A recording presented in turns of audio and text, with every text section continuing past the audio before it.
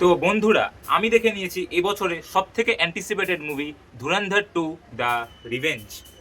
Story 10/10, character development অত্যন্ত ভালো, action দুর্ধর্ষ, আর ক্লাইম্যাক্স সেটা নিয়ে আর কি বলবো।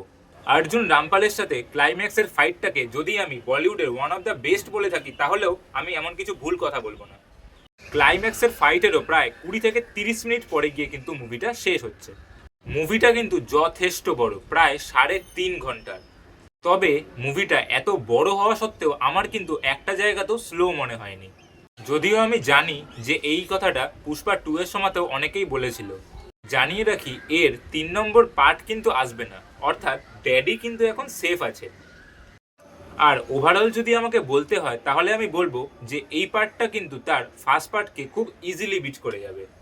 আর আপনাদের মধ্যে এই মুভিটা নিয়ে যে লেভেলের হাইপ রয়েছে, 1,500 কোটি কামানোর থেকে কিন্তু একে কেউ আটকাতে পারবে না। তো ফার্স্ট পার্টটা যেমন আপনারা দেখে নিয়েছিলেন, তেমনই এই পার্টটাও যত তাড়াতাড়ি সম্ভব দেখে নিন। আর দেখলে অবশ্যই থিয়েটারে গিয়ে দেখুন। তো আজকের জন্য এইটুকুই। ভিডিওটা ভালো লাগলে লাইক করতে ভুলবেন না। আর বাংলায় সিনেমা জগৎ নিয়ে এমনই ইনফরমেটিভ ভিডিও পাওয়ার জন্য আমার চ্যানেলকে সাবস্ক্রাইব করে নিন।